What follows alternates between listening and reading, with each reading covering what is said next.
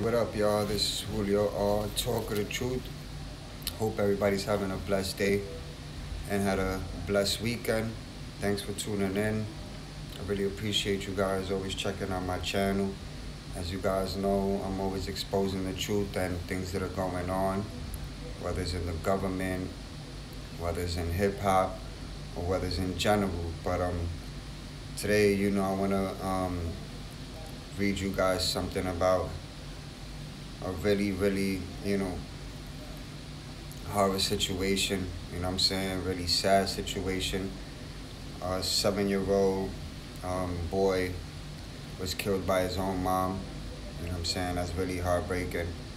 It's really not easy to, talk about, but it's something that, my viewers do need to see and do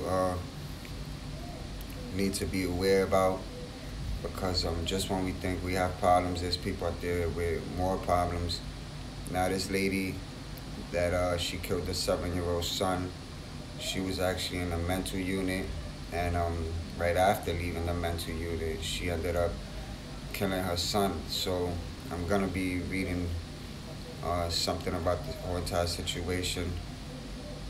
Hey, what up, Wax Dog? Peace and blessings, brother. Thanks for tuning in.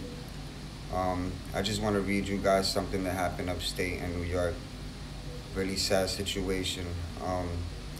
It says an upstate nurse was charged with decapitating her 7-year-old son with a large blade, kitchen knife, and a grisly attack 10 days after she was released from a hospital psych ward, according to police. Hannah, 36, was charged with second-degree murder Thursday after police responding to frantic 911 calls found the first grader Abraham in the family's Sweden, New York home. According to court papers, she stabbed the child in the upper back and cut his neck, severing his head. There's absolutely no explanation for this, Sheriff Todd Baxter said at a news conference Friday. The word evil comes to mind. Hannah's husband, mother-in-law, and 10-year-old boy were in the house and were not injured, Baxter said. They've been moved to an undisclosed location. He said they hadn't seen any warning signs and were taken by surprise at the slaying. I would never find the words to adequately describe or reconcile with what happened inside Abraham's home, Baxter said.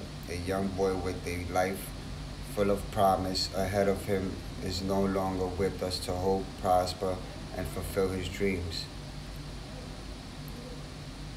Hannon, a licensed nurse practitioner, who specializes in mental health and worked for Rochester Regional Health from January 2016 to January 2017, police reported.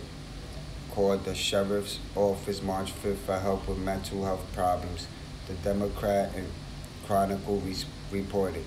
She called 911 again March 8th and was taken to the Rochester General Hospital's mental health unit, where she remained until her March 26th release. Baxter said 10 days later, Baxter said the sheriff's office got 3 911 calls from the home, including one reporting a suicidal woman with a knife. Deputies had to use pepper spray and a stun gun to subdue Hannon, who refused to drop the knife, he said. Brockport District Superintendent Leslie Myers called the slaying a very shocking situation for us, remembering the first grader at Barkley Elementary School as an engaged learner who lit up a room anytime he entered it. Myers said grief counselors will be sent to the school Monday when students return after spring break. Hannon is being held in the county jail without bail. A preliminary hearing has been scheduled for Wednesday. Now, this is a really sad situation. It was even hard for me to read it to you guys, but that's, what happened. The 7-year-old little boy was killed by his mom. A kid with a lot of dreams, smart, had a whole life ahead of him, and now he's no longer with us.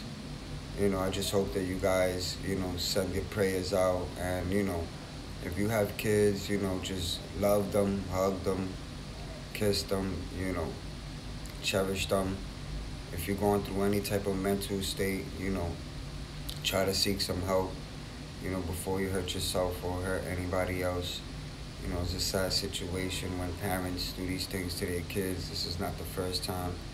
This goes on all over the world, where parents, they either, become postpartum depression, or, at a really bad mental state, facing depression and have nobody to turn to.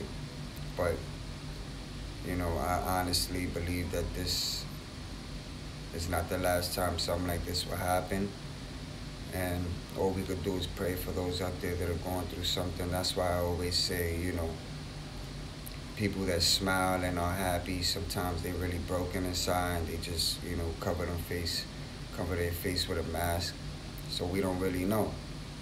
But all I could really say is to pray for them and, hope for the best. And it's always good to communicate, It doesn't always have to be a friend or a family member. It could just be somebody in general that you go hold a decent conversation with. If they don't look right, or if they look sad or down and out, I do it all the time. I've always been a people's person, and I've always been a very respectful person, and I love everyone. No matter the race or gender, we all the same, and we're all equal, and God made us in his own image. And we just need to put that racism to the side, and that anger, and that frustration that we have.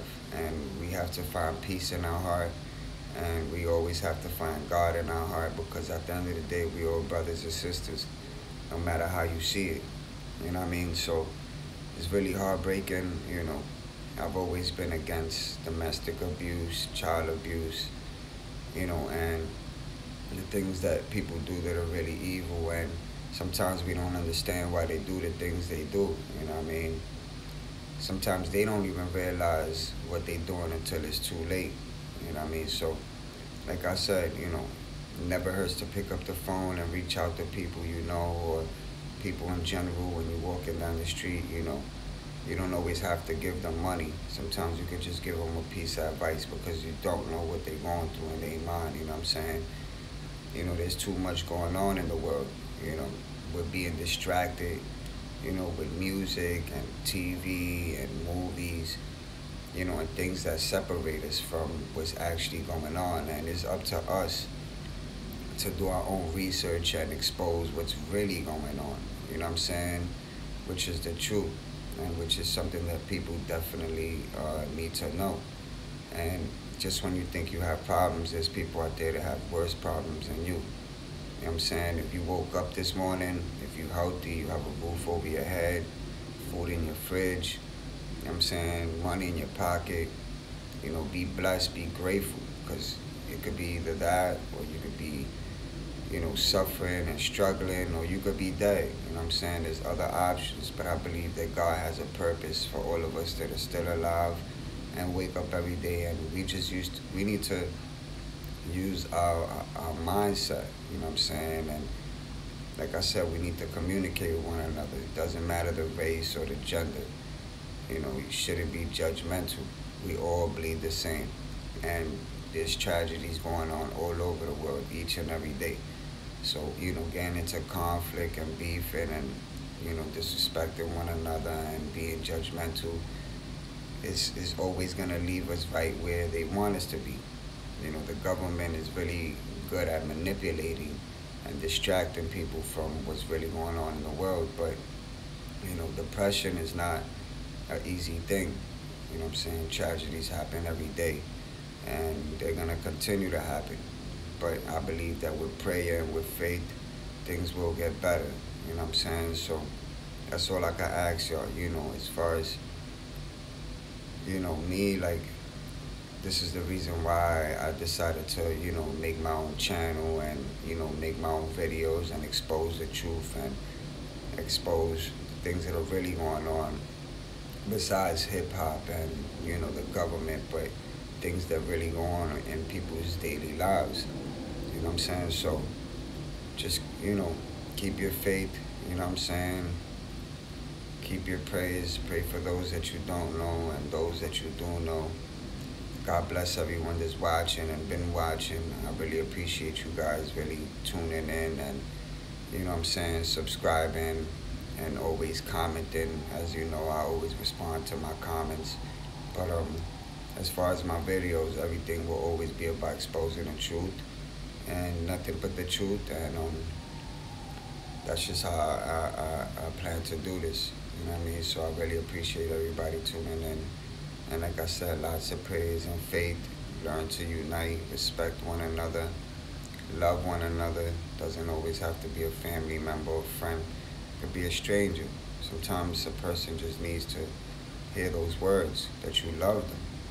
You know, it means a lot more when it's coming from a stranger to another person they don't know. So think before you act, you know what I mean? And learn to communicate and build a bond. Like I said, they don't always have to be a friend or a family member.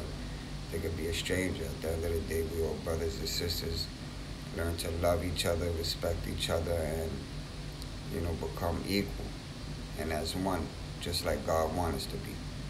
This is Julio R. Talk of the Truth. I really appreciate everybody tuning in. Like, subscribe, share, you know what I'm saying, and definitely, comment.